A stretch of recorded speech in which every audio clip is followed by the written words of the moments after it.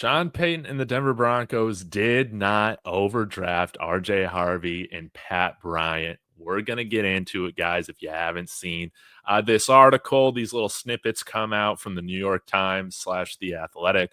We'll go ahead and get into it. But I think an up-and-coming coach, Liam Cohen, I'm very fascinated to see what the Jaguars are going to be doing with Travis Hunter over there, of course, with Brian Thomas, Trevor Lawrence, and the rest of the cast that they got. But there was an article that came out today that the Jaguars were hoping to get RJ Harvey as well as Pat Bryant, and we sniped them with both selections. Of course, having been a few days removed, Broncos country, y'all let me know your thoughts on this in the comments, and what your thoughts are on RJ Harvey and Pat Bryant. I'm getting more excited as time goes on, but guys, I mean, these were players that I really liked even before the draft for the Broncos. But let's go ahead and get into it. Shout out to Mile High Report.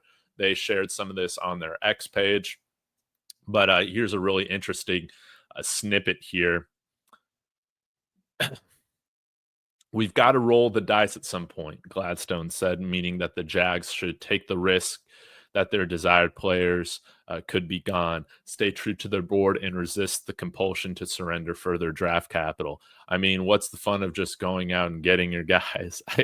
Is Gladstone their GM? Anyways, 5 picks from the end of the second round, Harvey went off the board.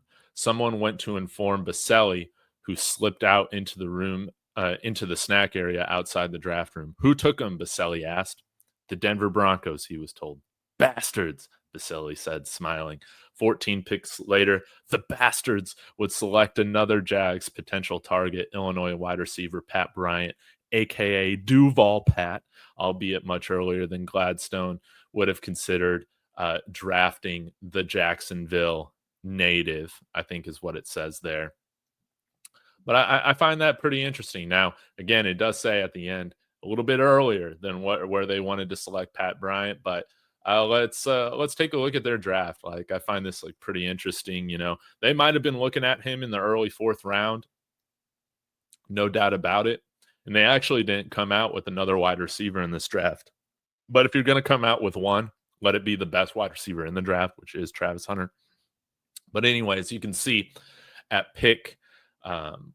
They had pick 2 in the first round, obviously trading up, and then they had picks 24 and 25 in the 3rd round.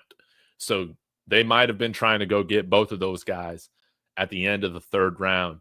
And where we were at, it was a little bit ahead of that. You can see we got RJ Harvey at pick 28 in the 2nd round, and then at pick 10 in the 3rd round, we went and got Pat Bryant. So, yeah, I would say that we sniped him. I would say we absolutely sniped him. And if, guys, again, you're saying we could have got these guys on day 3, I do not think that is the case. So I know some might feel like these selections were way too high. I don't think that's the case. I think for both of these players, this was towards the higher end of where they would have gone. But I think it's very clear that if the Jags were targeting these guys, there were probably other teams targeting them as well in the 3rd round. I would say that. And to get RJ Harvey again right at the end of the 2nd round, I think is a steal. And guys, Pat Bryant, I'll link in the description the 17-minute highlight tape. If you guys have not seen it, you guys be sure to watch it. But again, this guy, he is lightning quick with his releases off the line. He's going to be a plus blocker in the NFL. His hands are insane. 3 game-winning touchdowns this past year in overtime, and one as time essentially was expiring. It was like a 50-yard touchdown with like 4 seconds left. Dude, this guy's clutch. He has ice in his veins. And shout out to Respect My Co's on Twitter. He put together a little highlight reel of him cooking Toledo first-round cornerback last year, Quinyon Mitchell, man. Cooked him.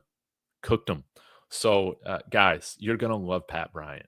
I promise you, he is a fantastic fit.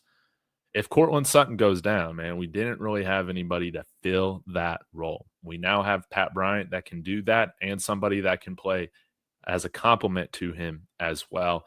And, being a younger player, only 22 years old, plenty of upside left. So I just wanted to share this. I thought that this was pretty interesting. Again, um, you know, everybody and their mother all of a sudden is an expert on where these guys should have gone in the draft. But I think it's pretty interesting when you hear pieces of other NFL franchises valuing those guys higher than what, Twitter and all that thinks too. So y'all let me know your thoughts. Be sure to smash that like, subscribe. I promise UDFA video coming here soon.